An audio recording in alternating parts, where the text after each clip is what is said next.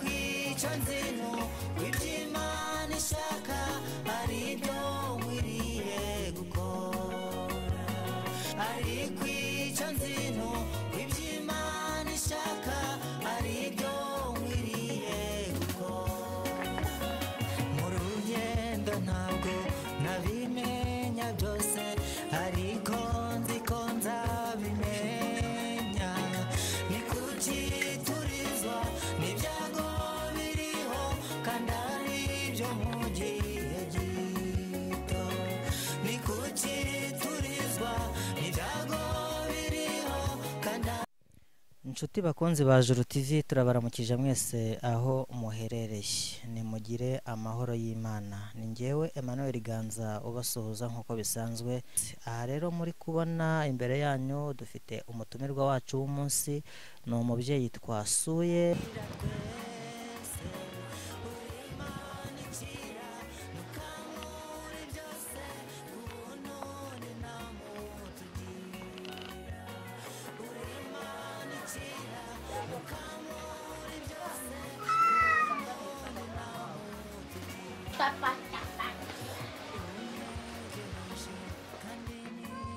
turiwe mu rugo ubu ngubu tugiye kuganira mbaza ngo tugiye kuganira kuki rero kumana natwe kubane natwe reka mbanze musabe asuhuze abakunzi ba Juru TV ndetse n'abari kumukurikira bose maze dutangire ikiganiro cyacu ni karibu mubyeyi basuhuza Mukamusoni Sylvia biye mu murenge wa Jari akagari ka Kanyakabungo umudugudu wa Rugina. yego murakoze cyane mubyeyi tugize umugisha wo kongera kubonana namwe tukaba turi mu rugo rwanyu Turabishimiye tubahaye karibu. yego murakoze cyane mbere na mbere rero yuko tuganira abakunzi bacu barabizi ko tujya dutambagira tukabereka aho twagiye bakibaza n'impamvu zimwe ziba zatumye tujyayo impamvu imwe nyamukuru yatumye tuza mu rugo rw'uyu mubyeyi ni ubuzima yifuje kudusangiza abayemo reka rero dutangire ikiganiro cyacu mubane natwe muri byose hanyuma mumenye amakuru y'ibikurikira ngaho rero ni karibu mubyeyi Ubuzima mbayemo ni ubuzima butari bwiza cyane kuko mfite umwana ubana n'ubumuga. yego uwo mwana ubana n'ubumuga rero niwe tugiye kuganiraho kuri uyu munsi ubu ngubu Uwo mwana ubana n'ubumuga namubyaye ari umwana ufite ikibazo gitoya kitaremereye ariko nyuma yaho azi ikibazo kiza gukura. Namubyaye ari umwana uvukanye ubumuga bwo ku mugongo ikibyimba ku mugongo afite umutwe mutoya nta kibazo ubwo mu kumubyara namubyariye ikibagabaga nahamaze ukwezi gushije banyohereza ku bitaro by'uri mu karere ka Gakenke niho babashije kubaga cya kibyimba bamaze kukibaga namaze amezi 8 nkiriyo agejeje mu mezi 4 nibwo umutwe nabwo watangiye kubyimba barebye basanga na amazi yajemo barawubaga bashyiramo agapira kugashyiramo baransezereye maze y'amezi 8 ngeze mu rugo rujuje umwaka kagapira karaziba kuziba kwako ubwo nagiye shehashika bagakuramo bamaze kugakuramo bashyiramo akandi mbonye ubuzima bwanze kubera ko nta bushobozi nta kintu kubasha kumurera no kumuvuza nahise mfata inzira yo kujya mu muhanda nkajya njya gufunguza nk'abandi ubwo nza guhura n'umupapa nawe wari ufite umwana ufite ikibazo nk'icyanjye afite umutwe ariko arimo agapira waragabanutse andangira ukuntu ngomba kumujyana igikonko hari umuzungu umukurikirana uvura aba bana ubwo anyobora inzira ambwira uko ndatega icyo gihe njyayo kuko nsanga umuzungu arahari ambwira ati umwana agapira bashyizemo kare gukora ariko azakira bizatinda ariko azakira baramurangaranye kumubaga baratinze bitewe n'ubushobozi bukeya nyine nari mfite. wahuye n'ubuzima butoroshye kubona ubyara umwana akavuka ameze neza nk'abandi bose ariko nyuma yabwo yameze angahe agahura n'ubwo burwayi ndetse bukamuzanira n'uburwayi utabashaga gukeka ko bwabaho, kuri uyu munsi wiyakira gute iyo urebye uburwayi bw'uyu mwana n'igihe bumaranye? rero uburwayi bwe maze kubumenyera maze kwiyakira, ubwo hagati yawe nyine nta kintu wakora, icyo Imana iguhaye urakira, ntabwo wakwinuba cyangwa wijujute. Nubwo mutunze ibintu bingora ni byinshi kuri we. Agize imyaka 3 n'igice ariko ntabona, nta yicara, ntagira gute, gusa arumva kumva. Kurya kwe yatunzwe n'imbuto, amata, biswi, keke, ntajya arya ibiryo byo mu nkono. Ubwo ibyo byose mbikura mu muhanda. Ubuvuzi nabwo ni bukeya kuko umuganga umukurikirana abasha kudufasha uko ashoboye. Kumuvuza ni gakeya, mba ndwana n'itike na make ashobora kurengaho, ariko adufasha gake uko ashoboye. Iyo murebye umwana wanyu ku myaka 3 n'igice amaze kugira, bitekerezaho iki mwebwe? Nta kintu, icyo dutekereza nuko dushima Imana gusa, kuko kugeza na n'ubu tukimureba. N'abaganga bagerageje uko bashoboye, tubasha kumubona ataraduciye mu myanya y'intoki nk'uko abandi batambutse. Kugeza saa hizi tukaba tumureba, turashima Imana.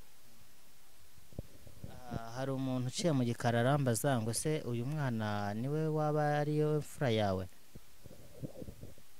Uyu mwana ni uwa 4 mu bana mfite, ni uwa 4, niwe mutoya. Bisobanuye ko imbere ye hari abana 3 bakuru.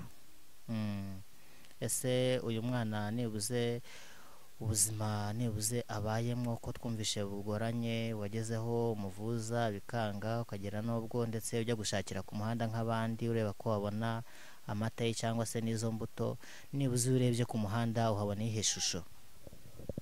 Ishusho mpabona ntabwo ari nziza cyane, ariko nubwo atari nziza cyane nta kundi nyine ngo ubuze uko agiragwa neza. Ku buryo ndamutse mbonye nk'ubushobozi buhagije, bitewe n'uko mbona umuhanda nawe ureka, ubundi nkakurikirana umwana wanjye mbashije kubona ubushobozi bumuhagije. Hari abantu baba barabashije kugusura ku burwayi bw'uyu mwana? Bagiye baza inshuti n'abavandimwe, bakagenda bazana amata, bazana ifu y'igikoma, isukari, izo biswi, emwe bakanzanira n'umuceri.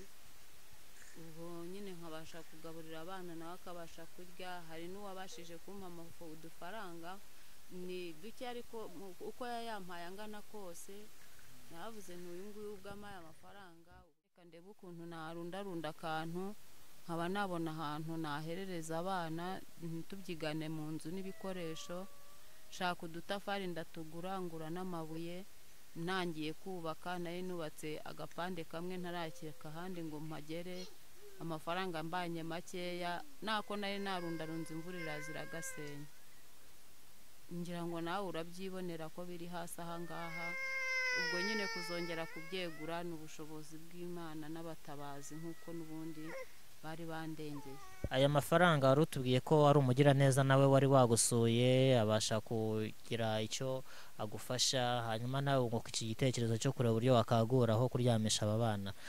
Mu by'ukuri ko turi mu bihe by'imvura nk'ubu ngubu, nk'aya matafari urayakorera iki kugira ngo imvura yere kuyangiza? Amatafari ngiye kuyarunda, nyashakire shitingi, mbe nyatwikiriye, ku buryo mbonye nk'ubushobozi bwo kuzamura nazamurira rimwe ngahita ntwikira. Ngaho reka tuguhereze umwanya ushimire aba bantu babashije kugufasha kuri uru rwego. Ndumva utarabaye wenyine, mu by'ukuri mu bigaragara hari abantu Imana yakoresheje.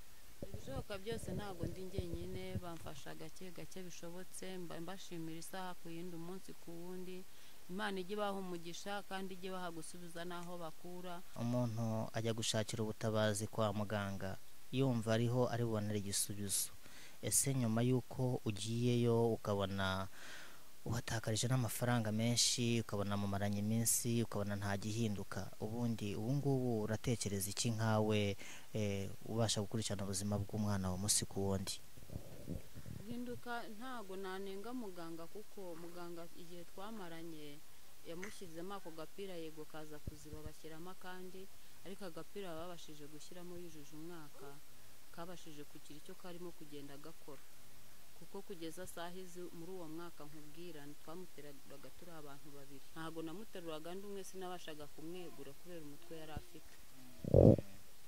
nimukomere kandi mukomeze mwihangane, ni ukuri ntabwo biba byoroshye mu by'ubu buzima tubayemo, duhuramo n'impinduka nyinshi, rero nimukomere.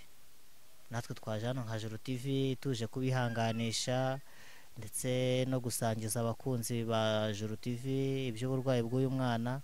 Hari uwaba yabasha kumuvuza, hari uwaba yabasha twaje kureba uburwayi bw'uyu mwana bwe yifuje kudusangiza. Rero wowe udukurikiye umunsi ku wundi, ushobora kuba waba muganga w'uyu mwana, ushobora kuba watubera umuranga wo kumenya aho twavuriza ubu burwayi. Rero niyo mpamvu tuba twifuje kubasangiza bumwe mu burwayi n'ibibazo bitwugarije kugira ngo mubashe kutugira inama.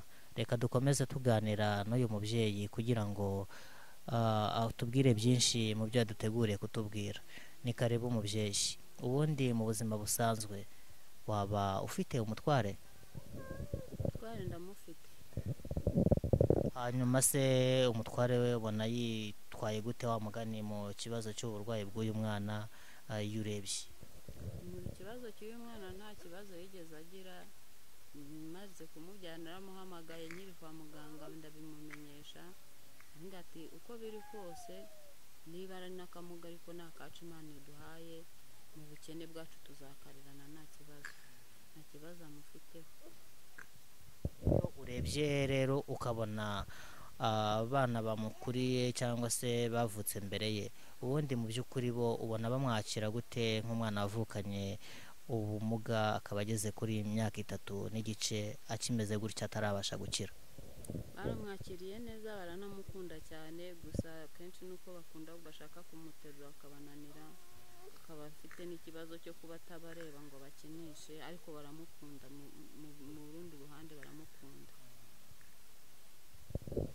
Nimukomere.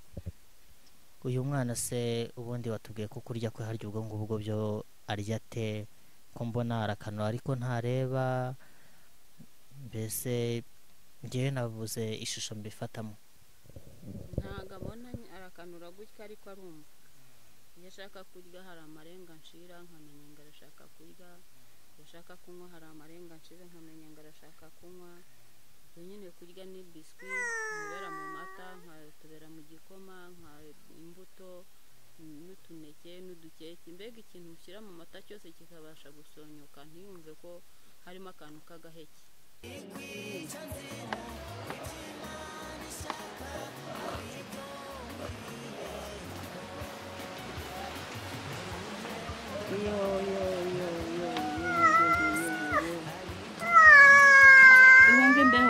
Duhunge imbaho twigire mu nzu konjeye. Bakwe gwino utagwa muri icyo kintu.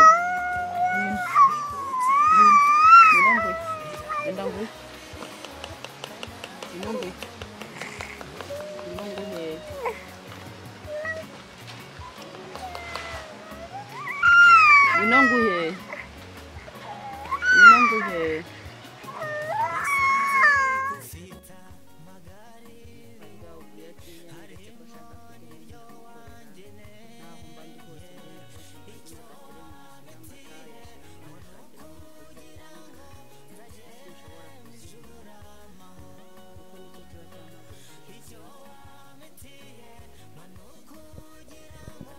Yaba yarafite n'amenyo nayo yaba yarayameze?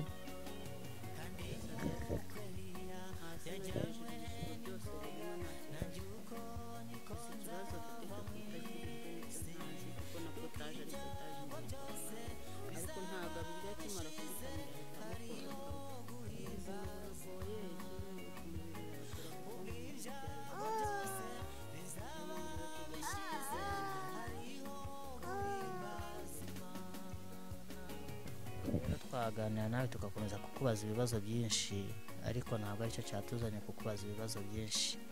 Niyo mpamvu rero dukomeje kukwihanganisha, ariko tutarasoza ntabwo twagenda tutakubaje kino kibazo. Nyuma y'uko umwana umubonanye uburwayi bukaza bukaba bugeze ku myaka 3 n'igice, abayeho na n'ubu ukaba ubona atarakira mu by'ukuri, ese nta kigo wari wabasha kugana kibasha nibuze kuba cyagufasha kuba cyamukurikirana? ese hari icyo waba waratekereje cyangwa se waba waraganye ngo ubanze wumve nibuze ibyo bagusaba? ntacyo nigeze ntekereza kuko sinzi ibyo bigo kenshi bikunda kugirwa n'abana bafite baba mu mushinga ubana n'ubumuga. yewe nta mushinga ngira w'ubumuga, n'uwo twabashije kuba twakorana neza ngo ansibaye wenda mbe nabona uwo mushinga. yagiye yaje rimwe aragenda kwiyandika, arongera ntimusangira mu rugo, akoresha neza nabwo umwirondoro ahangaha mu gihe zategereze. rero iherezo ari irihe mu gihe uburwayi bw'uyu mwana butaragikwereka ko nibuze bushobora gukira? ubwo nyine iherezo imana yo mu ijuru nica inzira aho zitari, hari ukuntu izancira inzira icyo kigo nkaba nakibona cyangwa nkaba nabona nk'uko wansanze ku muhanda ukagira uti birambabaje, ukaba bigushishikaje kuza tugakorana iki kiganiro, niko n'ubundi bizaca muri izo nzira nkabasha kubona ubuvugizi. rero dusoza ikiganiro cyacu cy'umunsi, gira ikintu ubwira abantu bose bagukurikiranye ndetse n'abazagukurikirana, kuko birashoboka yuko hari umuntu wo muri famiye utazi ko ufite iki kibazo, birashoboka ko wenda hari umuntu w'inshuti y'umuryango wanyu utazi ko mufite iki kibazo cy'uburwayi bw'uyu mwana. hari n'abandi bafite imitima y'ubugwaneza bifuza no kuba bagusura mu by'ukuri, bakaba bakuzanira n'amata cyangwa se n'izo mbuto zo guha uyu mwana. gira ikintu babwira. ikintu nabwira inshuti n'abavandimwe batukurikiranye ni ubufasha nshaka nyine, uwabasha kumfasha akaba yagira nk'amata, akaba yagira izo biswi, akaba yagira iki, mbega icyo yabasha kubona icyo ari cyo cyose ndashaka ubufasha. mbega bakaba bamfasha kuvuza uyu mwana kuko ndi kumuvuza, kandi ko muvuza uko bukeye uko bwize mbona uko mujyanye atari ko uko nsubiyeyo navuyeyo atari ko nsubirayo bimeze. ubwo nsubiyeyo muganga akambwira ati amazi yari ari kuri 90 none ageze kuri 60, nanjye ndishima nkumva ko biri kugenda bigabanuka. rero ikintu nsaba ni ukufatanya n'abavandimwe n'inshuti, nkaba mbega nabasha kubona ubushobozi bwo kurwaza uyu mwana, nkajya namubonera icyo yanywa n'icyo yarya, mbega mu buzima busanzwe ntabeho nabi ngo abure imibereho y'ubuzima bw'ibimutunga. nibyo dukoze iki kiganiro, umutware wawe adahari nawe ngo abashe kutubwira ikimuri ku mutima, kuko umugabo burya uko byamera kose ntajya abura uko abigenza. wasanga hari izindi mbaraga runaka yibitsemo, cyangwa se hakaba hari n'ibindi ari gutegura runaka byo kuba yamuvuza, ariko ntekereza yuko ubutaha wenda tuzagaruka nabwo ahari nawe akadusangiza ibimwuzuye. rero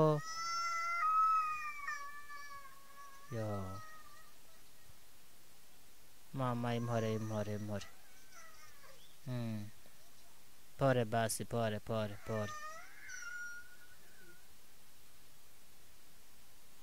mana.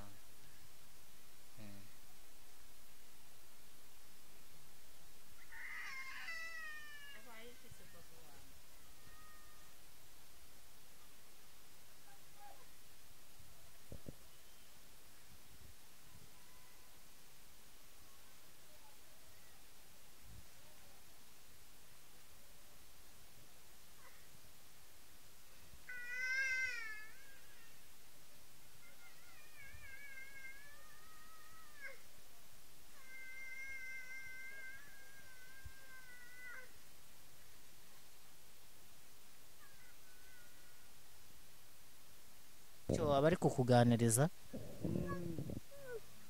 hari ukuntu umuvugisha akumva atabishaka akarira, undi iyo ari muri aba ari kuganira nuko nyine tuganira, ubwo nk'ubwo arimo ariganirira. ubwo ni ukuvuga ngo nawe arimo ari kwiganiza kwa ko none baganira. ubwo tuba turi kuganira n'ibyo bayibereyemo.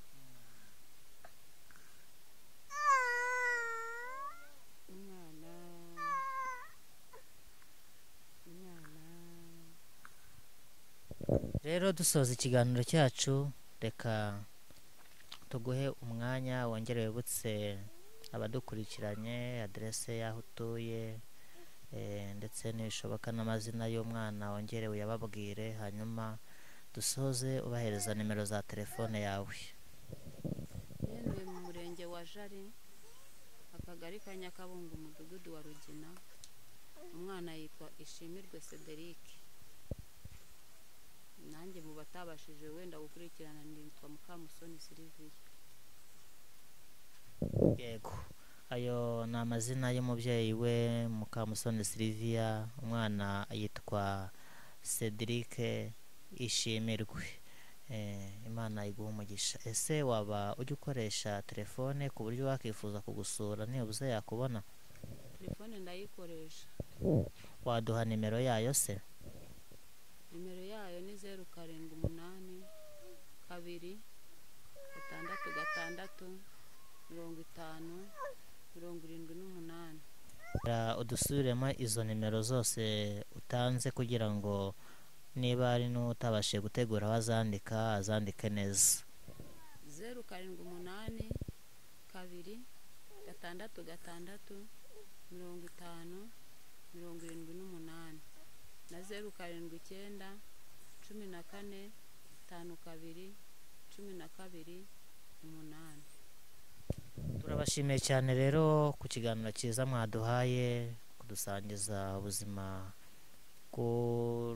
bw'urugendo mwabayemwo kuva mubyaye uyu mwana kugeza ku myaka 3 n'igice. Rero natwe nka Joro TV dukomeje kubihanganisha, nimukomere kandi murwaze ubukira. Hanyuma ibindi tuzajya dukomeza tubasure, turebe impinduka z'uburwayi bw'uyu mwana ko nibuze hari icyahindutse. Imana ibahumugisha cyane mu murwaza ubukira.